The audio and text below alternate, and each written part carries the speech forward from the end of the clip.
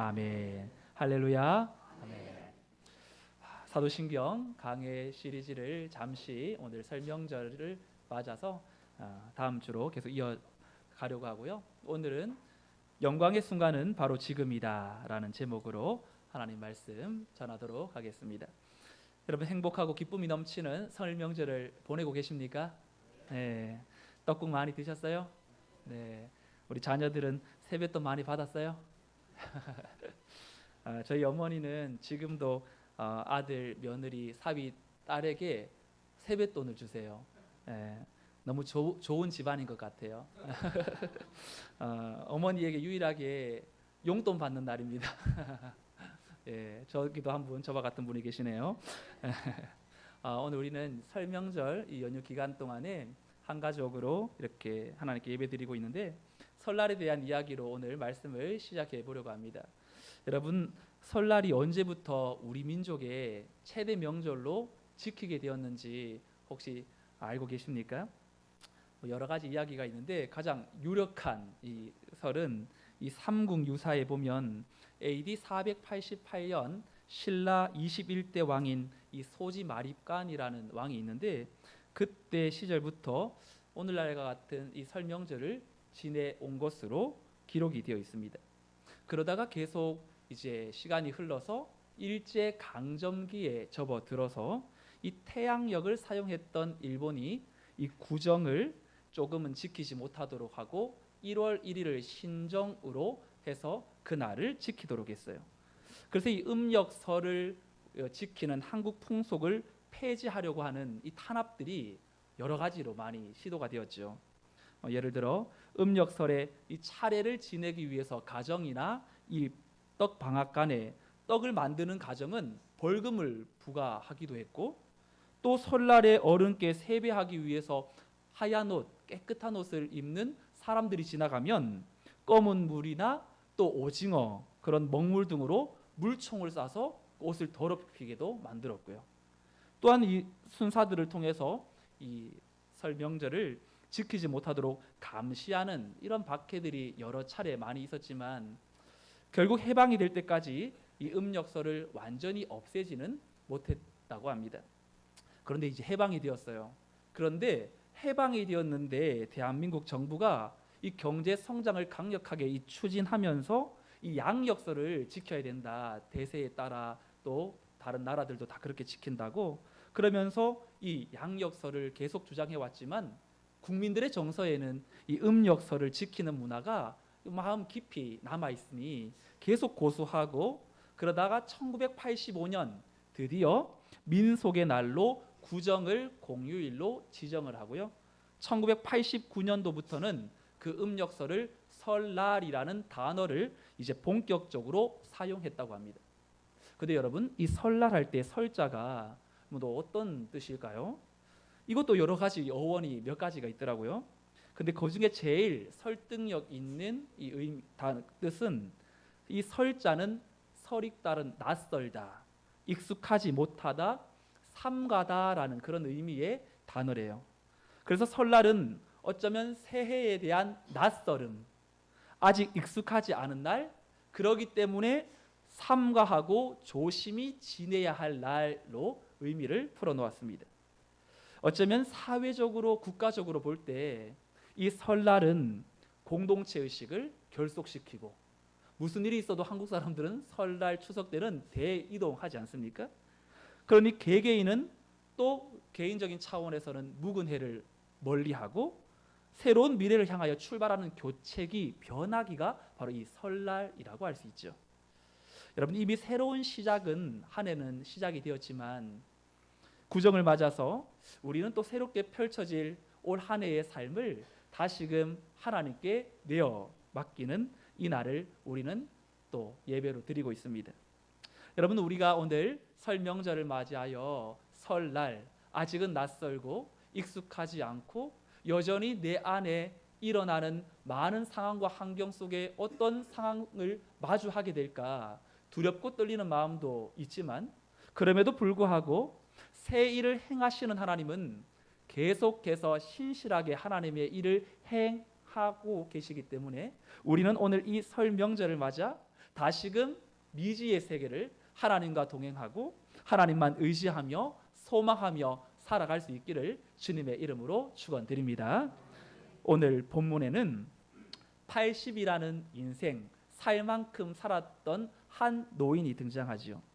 더 이상의 특별함을 기대할 수 없었던 한 사람에게 하나님이 찾아오셔서 소명을 주시는 장면이 기록되어 있습니다. 연세 지긋한 분들은 서로 만나서 서로의 이야기를 주고받으며 자신의 삶을 소외합니다. 제가 미국에서 잠시 있을 동안에 KCS라는 코리아 시니어 센터라는 곳을 교회가 운영했는데 거기에 할아버지 할머니들이 굉장히 많이 모이세요. 그럼 바둑도 뜨고 그 할머니들은 탭 댄스도 하시고요. 여러 가지 활동을 많이 하는데 제가 이제 지긋한 연세 있는 분한테 이야기하다가 아니 할아버지는 과거에 무슨 일을 하셨다가 이렇게 미국에 오셨냐 그랬더니 물어주기를 기다렸다는 듯이 그분이 본인의 이야기를 자신이 한때 정부에서 일했던 이야기 굉장히 고위층에서 일했던 분 그게 전혀 그렇게 보이지 않았는데 자신이 한때 참 국가의 중요한 역할을 맡아서 했다면서 그 이야기를 전해주더라고요. 여러분 자신의 과거에 화려했던 이야기 전성기라고 하죠. 그런 걸 이야기하는 사람들의 특징이 뭐냐면 다시는 이제 그때의 전성기가 나에게 나타나지는 않을 것이라는 그러한 마음이 깔려 있습니다. 지금은 나이 때문에 이제 건강 때문에 여러 상황 때문에 앞으로의 삶은 벅찬 기대보다는 그저 하루하루 버틴다라는 마음으로 살아가는 그런 분들이 있겠죠. 아마 모세도 그런 마음이었을 겁니다. 현재 모세는 80을 살았고 전반기 40은 궁궐에서 왕자로 살았고 그리고 후반 40은 이제 미디안 광야에서 양을 치면서 살았습니다. 여러분 왕자의 삶과 목자의 삶 똑같이 40년의 세월을 두고 볼 때 모세는 다시는 예전 40년의 이 왕자의 삶으로는 돌아갈 수는 없겠죠. 어쩌면 세상적인 관점에서 모세의 전성기는 끝났다고 해도 틀린 말은 아닐 겁니다. 사도행전 7장 22절에 보면 혹시나 우리가 모세에 대해서 잘 모를까 봐 스데반 집사님이 유대인들을 향하여 설교를 하면서 그들이 존경하다 하는 모세의 과거를 이렇게 소개하죠. 그의 삶을 한 줄로 이렇게 평가하는데 같이 읽어볼까요? 시작. 모세가 애굽 사람의 모든 지혜를 배워 그의 말과 하는 일들이 능하더라. 애굽은 당시 세계를 이 문명을 세계 문명의 요람으로서 천문학, 지리학, 자연과학 그러한 학문의 최고 수준을 자랑했던 대제국이었어요. 거기에서 모세는 40년 모든 학문을 다 배우고 또 행정가로 군대 지휘가로 능력을 갖추었습니다. 그런데 유대 역사가 중에 요세푸스라는 사람은 이 모세를 연구하다가 이런 이야기를 해요. 모세는 한때 이 애굽 대군을 거느리고 출전해서 이 에티오피아 군을 대파할 정도로 뛰어난 장수였다고 합니다. 이처럼 모세가 문무를 겸비하고 40년의 그의 인생은 그 지위와 능력 그 무엇보다도 아쉬울 것이 없는 그러한 삶을 살았던 인생이지요. 그에 반해 모세의 중반 40년은 어떻습니까? 잊혀진 존재로 살았습니다. 혈기를 참지 못했고 자기의 동족 히브리인을 애굽 사람이 치는 것을 보고는 그 히브리 사람을 도와주고자 애굽 사람을 죽여 살인자가 되었고 그리고 광야로 도망해서 양을 치면서 목자로 자신의 삶을 초야에 묻었습니다. 그래서 오늘 본문 1절을 보면 그의 인생의 모습을 이렇게 한 줄로 나타내죠. 모세가 그의 장인 미디안 제사장 이드로의 양떼를 치더니 그떼를 광야 서쪽으로 인도하여 하나님의 산 호렙에 이르매. 80이 된 모세가 인생 3막을 시작하면서 하고 있는 일이 무엇이냐면 바로 장인 미디안 제사장 이드로의 양떼를 치고 있는 겁니다. 여러분 누구의 양떼죠? 자기의 양떼가 아니라 장인 이드로의 양떼라고 성경은 기록해 놓습니다. 그러니 40년 동안 광야에서 처가살이하면서 자기의 양 하나, 재산 하나 없는 그러한 별 볼일 없는 인생을 살고 있는 것이죠. 여러분 누구와 좀 대조되죠? 창세기에 나오는 족장 야곱과 좀 대조되지 않습니까? 그는 처가살이하면서 그 장인 라반의 집에서 20년 있으면서 재산을 엄청나게 늘렸어요. 그런데 모세는 아무 욕심도 없고 재산을 모으겠다는 열정도 없고 그저 생명만 유지하며 살아온 겁니다. 그리고 모세가 광야에서 이 십보라라는 이 여자를 만나 결혼해서 아들을 낳았는데 그 아들의 이름이 게르솜이었어요. 그 뜻은 무엇이냐면 내가 타국에서 나그네가 되었다. 여러분 아들의 이름을 짓는데 그 아이의 이름이 미래나 꿈과 비전이 담긴 이름보다는 자신의 처량한 신세를 담아서 그 아이에게 투영시키는 모습. 얼마나 이 모세가 40년을 참 아무것도 아닌 인생이 되었는지를 보게 만들지요. 그런데 그의 인생에 오늘 하나님께서 찾아오십니다. 모세는 지금 하나님이 찾아오실 때까지 40년 광야에서 완전히 그는 연단을 받았던 것이죠. 여러분 궁궐과 광야라는 곳은 너무나 대조적인 곳이죠. 사람들은 궁궐을 좋아하지 광야는 좋아하지 않습니다. 하지만 하나님은 성도 각 사람에게 사명을 주시고 그 인생을 이끌어가는 삶의 여정 속에 광야라는 환경을 반드시 허락하십니다. 왜 하나님이 우리에게 광야를 허락하시냐면 광야는 보이는 것이 아무것도 없기 때문에 그래요. 사람은 누구나 눈에 보이는 것을 의지하고 싶고 그리고 거기에 또 의존하려는 경향이 있습니다. 그래서 항상 힘들 때만 되면 눈에 보이는 무엇인가를 잡으려고 안간힘을 쓰는 것이 이 시대의 삶의 특징이라고 할 수 있죠. 이것이 나를 어떻게 해줄 수 있을 것이다라는 보호장치 말이죠.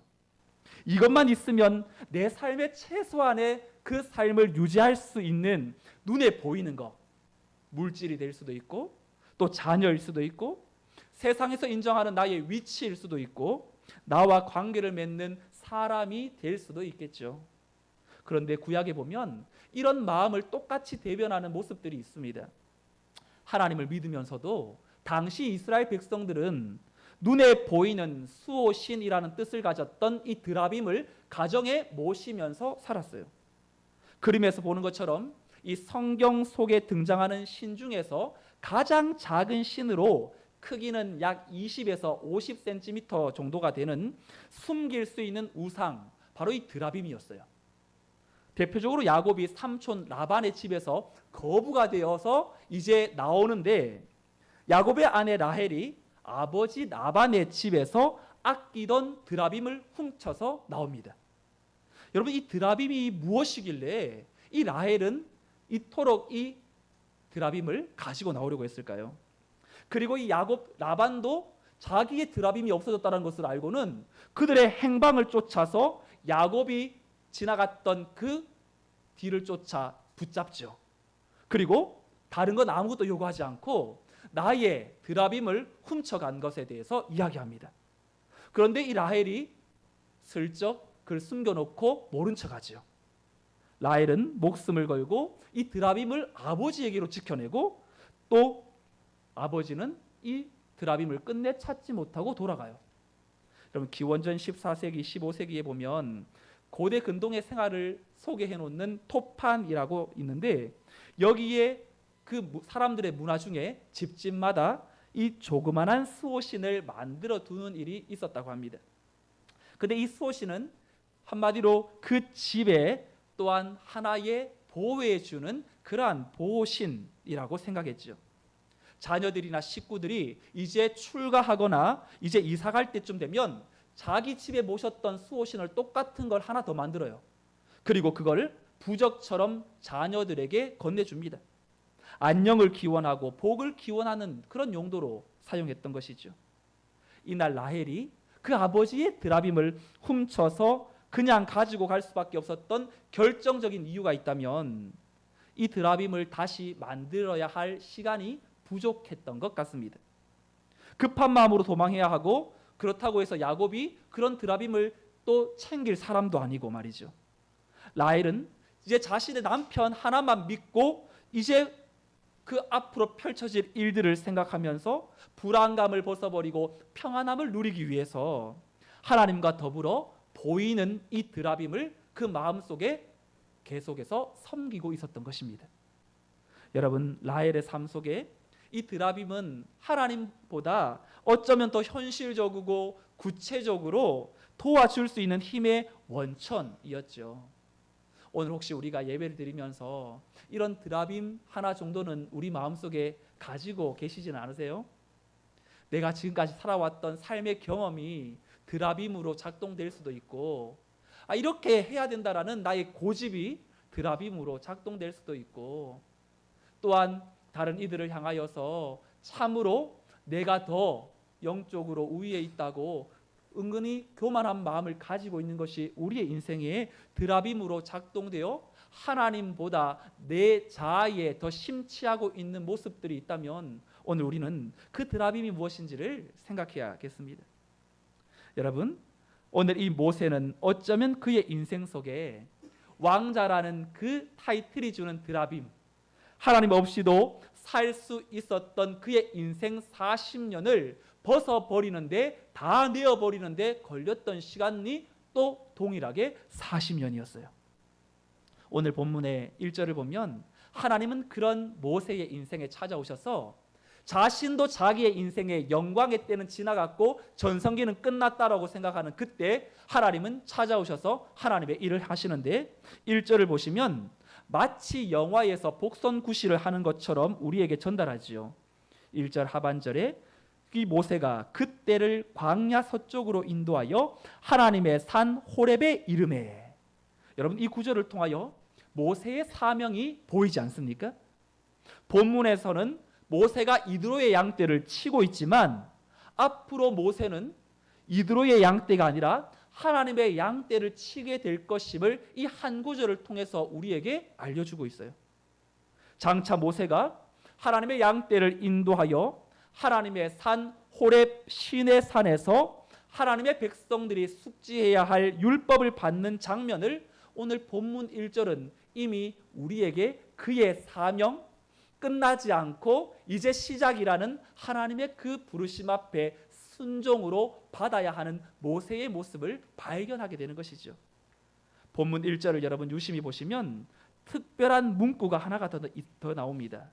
바로 하나님의 산 호렙이라는 문구이에요.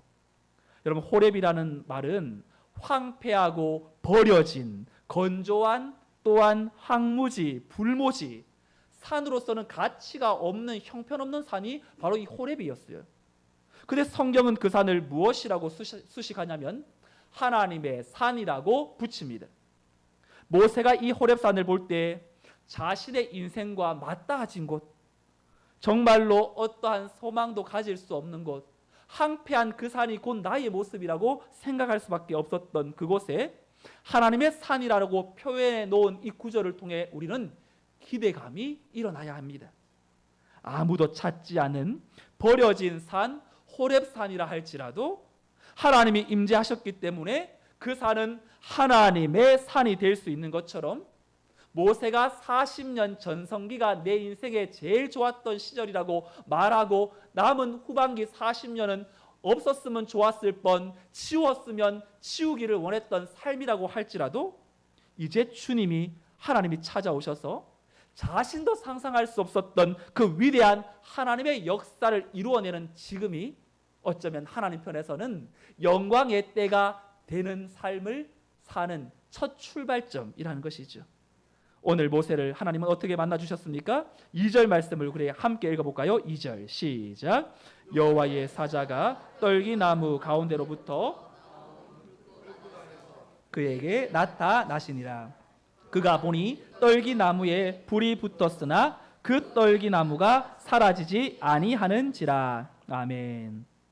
지금 모세가 이 주목한 것은 떨기나무에 불이 붙은 것이 아니었어요. 당시 사막은 뜨거운 건조한 땅이었기 때문에 이 햇빛에 의하여서 순간적으로 불이 붙는 일들이 많았대요. 근데 금방 꺼져버리죠. 모세가 주목한 것은 3절인데요.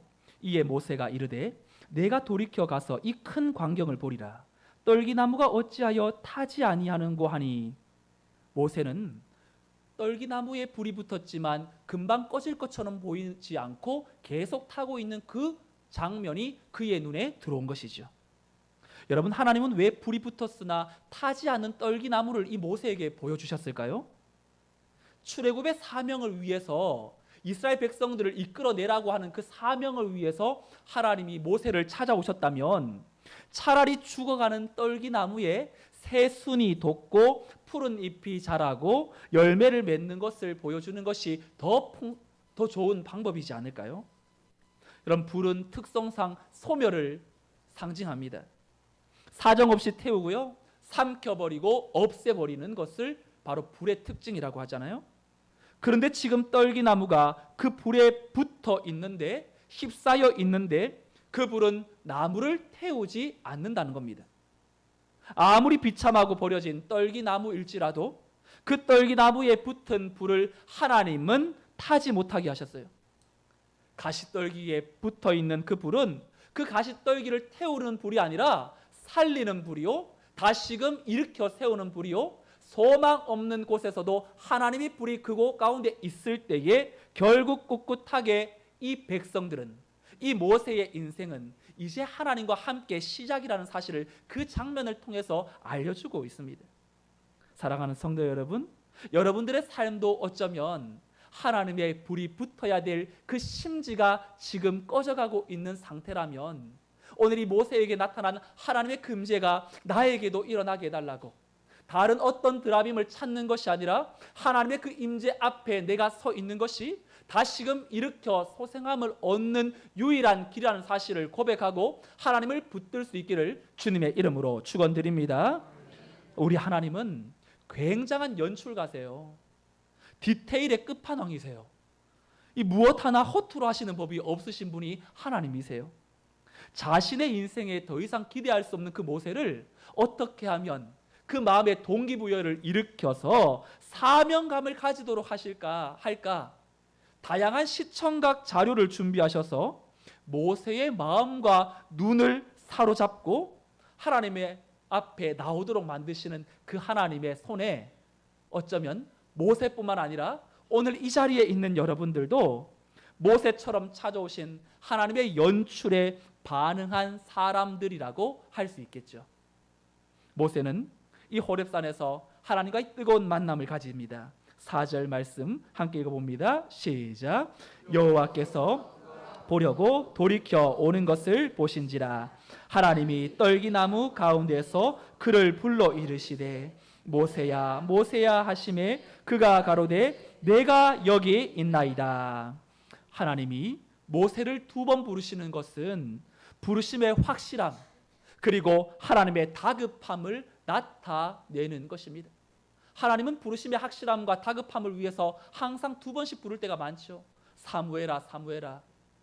그 아들 이삭을 하나님께 바칠 때에도 아브라함아 아브라함아 부르며 하나님의 다급한 마음을 전달합니다. 하나님은 왜 굳이 80이 된 모세를 지도자로 세우려고 하시는 것일까요? 더군다나 그의 나이 80은 새로운 무엇인가를 시작하기에는 너무나 나이가 많아 보입니다. 그럼에도 이유가 있다면 저는 광야 때문이라고 생각합니다. 온몸으로 광야를 경험했던 모세는 광야의 사람, 광야의 지도자로서의 사명을 하나님께서 허락하시기 때문에 이스라엘 백성들을 광야에서 40년 동안 인도해 내야 되지 않습니까? 광야에서 지도자의 역할을 하기 위해서 하나님은 모세를 40년 광야에서 미리 답사하게 하심으로 그 광야를 통과한 사람이 광야의 지도자가 될 수 있음을 우리에게 보여주십니다.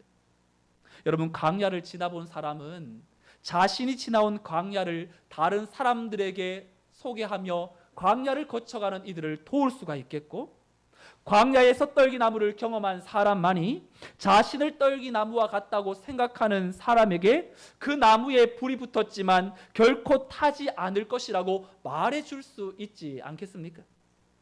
하나님은 그 모든 광야의 환경을 충분히 경험했던 모세를 부르셔서 40년 전에 자신이 들어갔던 광야가 아니라 이제는 새로운 광야, 그 전의 광야는 도망자의 신세로 어쩔 수 없이 선택했던 광야라면 이제 이스라엘 백성들을 이끌고 들어갈 광야는 하나님의 뜻을 아는 광야요, 하나님이 함께 하시는 광야요, 광야로 마치지 않고 하나님의 약속의 땅으로 인도받는 과정으로서의 광야라는 것입니다. 사랑하는 성도 여러분, 하나님은 광야에 살고 있는 모세에게 찾아오셔서 그 과정에서 그 광야의 과정을 이제 끝났다, 너 광야 안 살아도 된다, 너 다시 궁궐로 돌아와라, 그런 화려한 삶을 말씀하지 않으세요. 도리어 광야를 누리게 하십니다. 어려운 상황 가운데 자꾸만 이 상황을 없어지게 해달라고 기도하는데 하나님은 자꾸만 내게 은혜가 족하도다, 그 은혜의 약한 데서 강한 것이 나타난다고 하시면서 하나님이 그 광야에 함께 할 때 그 광야를 너는 누리게 될 것이고 그 광야도 천국이 될 수 있음을 우리에게 자꾸만 보여주세요. 우리 성도의 삶에 여러분 어떤 광야의 길을 지금 걸어가고 계십니까? 모세의 절망을 아시는 하나님이 왜 우리의 어려움을 모르실까요? 모세의 답답함을 아시는 하나님은 오늘 우리의 답답함도 아세요. 살인자이며 도망자였던 모세도 부르시고 회복시키신 하나님이라면 우리가 어떤 형편에 있든지 하나님은 부활의 영광 또한 하나님의 그 영광의 때를 우리를 위해서 준비하고 계시는 줄로 믿습니다. 모세는 자신을 만나러 오신 하나님을 단번에 알아보지 못했어요. 단지 기이한 현상에만 마음 빼앗겨서 하나님의 사인이 담긴 영적인 의미를 깨닫지 못하고 있었지만 그럼에도 하나님은 초자연적인 역사를 일으켜 모세의 이목을 집중시키면서 결정적인 순간에 하나님의 영광의 때는 지금이라고 선포하며 그를 하나님의 사명자로 세우시죠.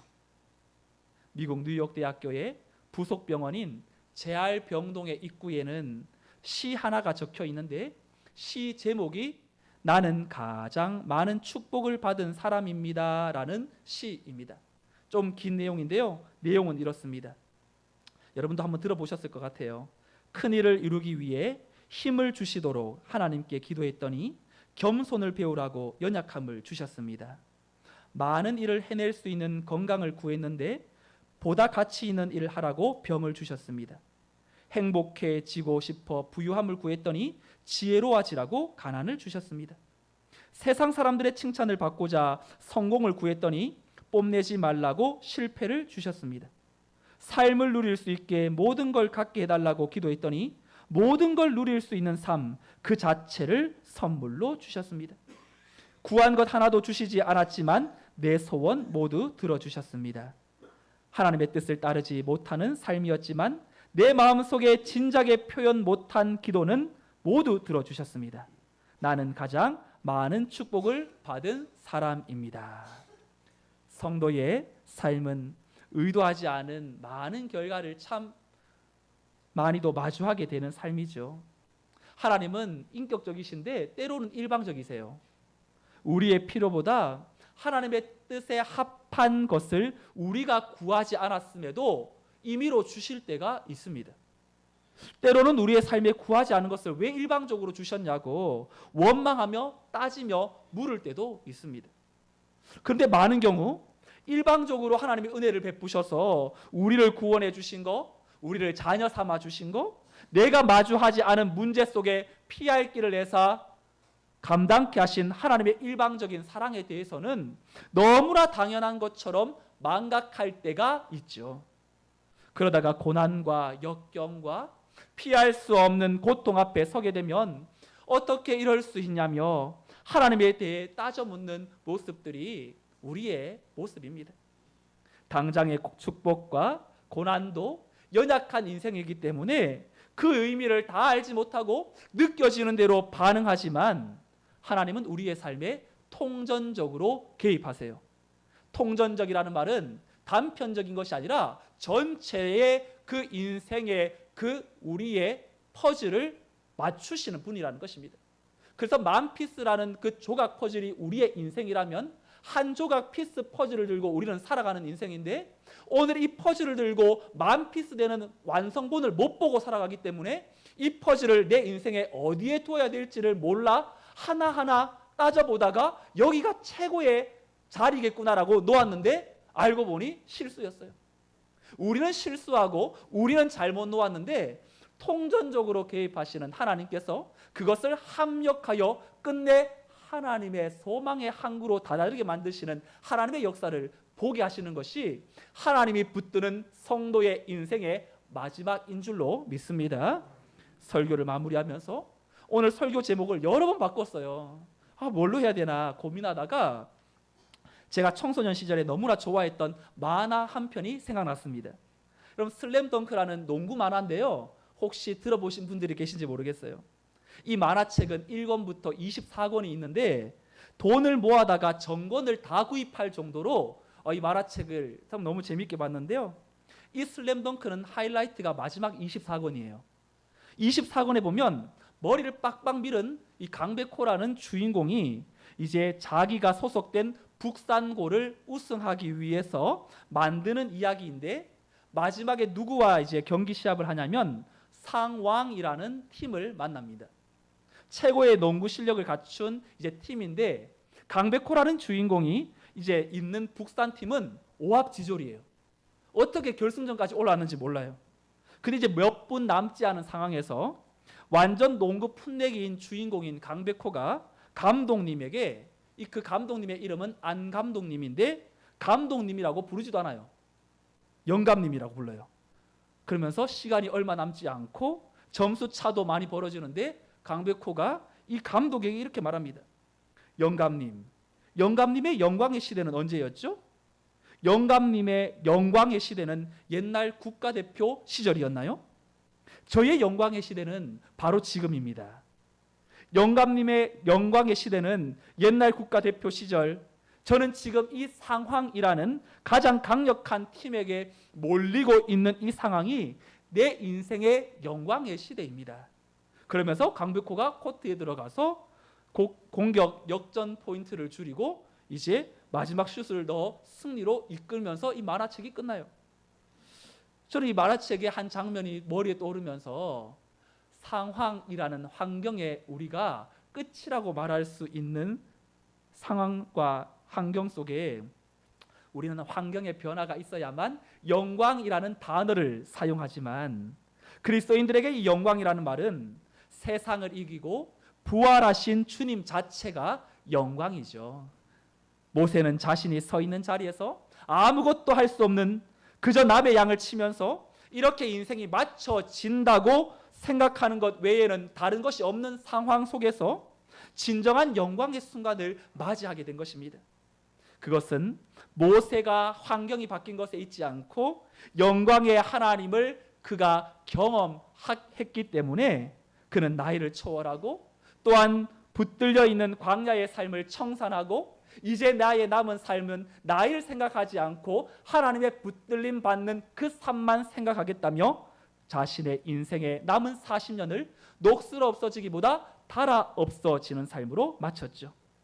오늘 전 세대가 이 설명절에 아직도 우리의 인생에 펼쳐질 많은 날 속에 조금은 낯설고 또 올해는 무슨 일이 우리 교회에, 우리 가정에, 또 내 삶에 일어날까 노심초사하며 염려하며, 아니 이미 내 삶에 일어난 환경의 제약을 받으면서 도무지 영광의 그날을 생각조차 할 수 없는 그 순간에 있을 때 우리는 기도해야 합니다. 하나님, 영광의 그날을 나에게 다시금 허락해 주옵소서. 나도 포기해버린 내 삶의 공고함, 질고 답답하고 보이지 않는 내 안의 연약함, 우울증, 무기력함, 황폐하고 버려진 땅, 건조하고 불모지와 같은 호렙산도 하나님의 임재 앞에 하나님의 산이 된 것처럼 오늘 나에게도 하나님의 그 임재를 경험함으로 삶의 영적인 전성기, 또한 다시금 하나님의 영광 앞에 쓰임받는 그런 인생 되게 해달라고 여러분 기도하시면서 오늘도 내일도 내가 감당해야 될 삶의 자리에서 그분의 영광의 손에 붙들려 여러분들의 삶에 주님, 내가 여기 있습니다. 나를 사용하여 주옵소서. 내가 할 수 있는 그 순종, 모든 인생의 드라빔을 내려놓고 하나님 앞에 아름답게 쓰임받아 하나님 앞에 영광스러운 그날에 계속해서 주님의 손에 쓰임받는 하나님의 자녀들로 나아가시기를 주님의 이름으로 축원드립니다. 아멘. 다 같이 일어나셔서 나의 모습, 나의 소유 주님 앞에 드립니다. 내 삶의 모든 것들 하나님 앞에 내려놓아야 될 드라빔임으로 기억하고 나의 생명 주님께 올려드림으로 주님의 영광의 때에 쓰임받기를 원합니다. 함께 찬양하겠습니다.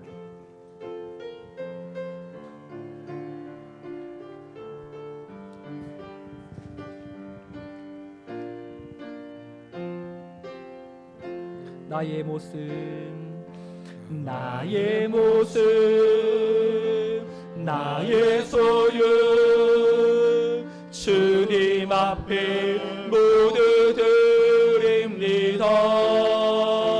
모든 아픔, 모든 기쁨, 내 모든 눈물 받아주소서.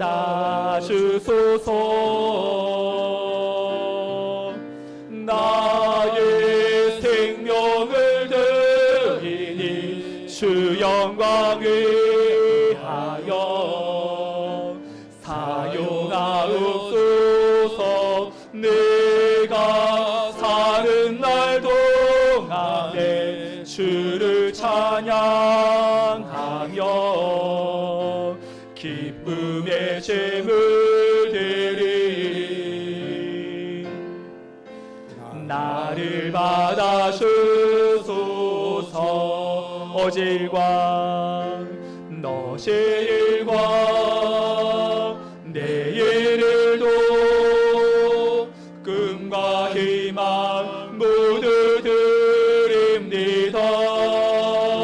모든 소망 모든 계획 내 손과 마음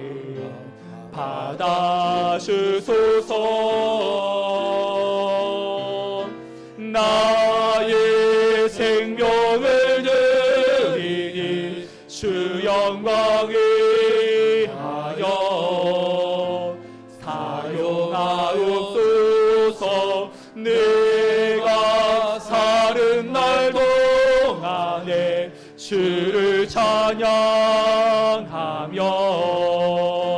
기쁨의 제물 드리 나를 받아주소서. 나를 우리 주님께 간절한 마음으로 두 손 들고 찬양합니다. 나의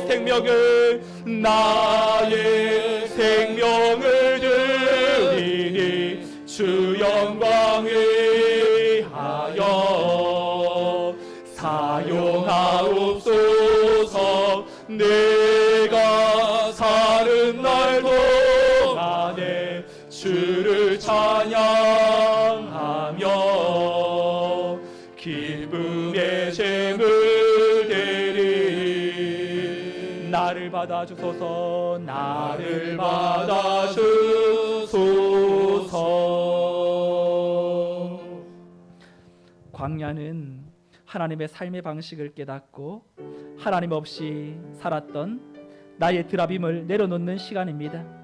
하나님께 쓰임받기를 원한다면 우리는 하나님을 섬기면서 겸하여 붙들고 의지하는 나의 드라빔을 철저하게 내려놓고 하나님이 원하시지 않는 삶의 방식을 벗어버리도록 이 시간 함께 기도합시다. 하나님의 임재만이 죽어가는 내 삶이 소생함을 얻고 어떠한 기대도 할 수 없는 삶에 다시금 영광의 날이 재현됨을 기억하고 우리 마음속에 회복되기를 다시금 소생하기를 원하는 그 영역이 무엇인지 하나님께 내려놓고 기도하십시오. 변하지 않는 내 자녀, 내 가족과 내 성품과 내 안에 익숙한 방식으로 하나님과 세상을 겸하여 섬기려 했던 것들 주님 앞에 다 내어놓습니다. 세파에 밀려 하나님을 떠나지 않겠습니다. 나의 삶을 붙들어 주시옵소서. 오늘 말씀 들은 것 생각하며 함께 통성으로 기도하겠습니다. 하나님 아버지 감사합니다. 하나님은 우리에게 필요한 것으로 채워주시는 살아계신 하나님이십니다. 하나님의 삶의 방식을 우리가 깨닫기를 원합니다. 하나님 광야를 그저 멀리하려고만 했던 것들이 아니라 나의 삶의 드라빔을 내려놓고 하나님께 쓰임받기를 원합니다.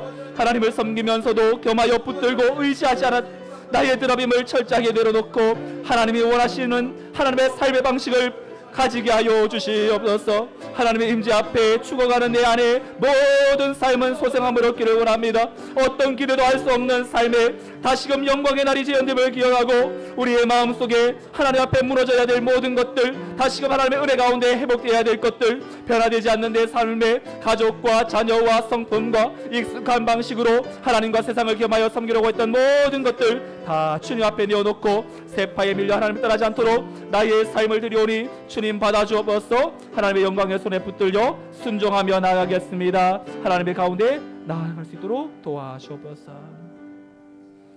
살아계신 하나님, 지금도 광야에서 헤어나오지 못하는 주의 자녀들을 부르시고 다시금 힘주셔서 있어야 할 그 사명의 자리로 인도해 가시는 하나님을 믿습니다.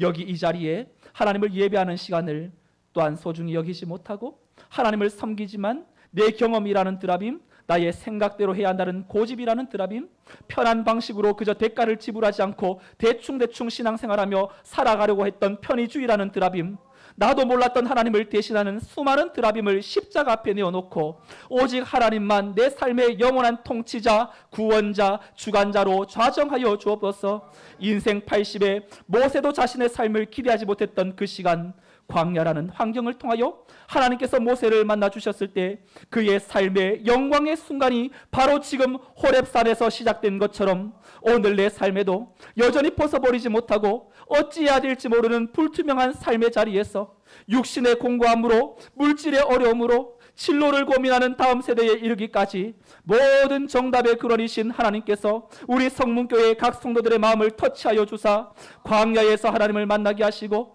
그 하나님이 내 삶을 주목하고 계심을 믿고 이 한 주간도 하나님을 믿는 자답게 내 삶에 보이는 것으로 나를 평가하고 환경을 주눅들지 않도록 주여 우리의 마음을 주장하여 주옵소서.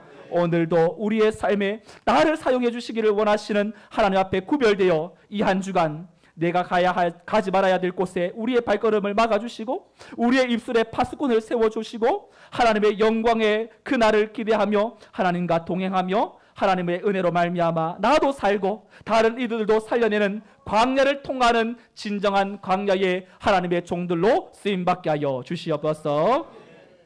이제는 우리 주 예수 그리스도의 은혜와 하나님의 크신 사랑과 성령님의 위로교통 충만 역사하심이 하나님의 부르심 앞에 응답하며 순종함으로 하나님의 거룩한 제물로 하나님이 원하시고 기뻐하시고 온전한 신뜻이 무엇인지 분별하여 영광의 그날을 경험하기를 원하는 성문의 모든 가족들의 삶과 가정과 직장과 자녀와 생업 위에 또 명절을 맞아 출타 중인 우리 믿음의 권속들의 삶 위에 이제로부터 영원토록 함께 있을지어다. 아멘.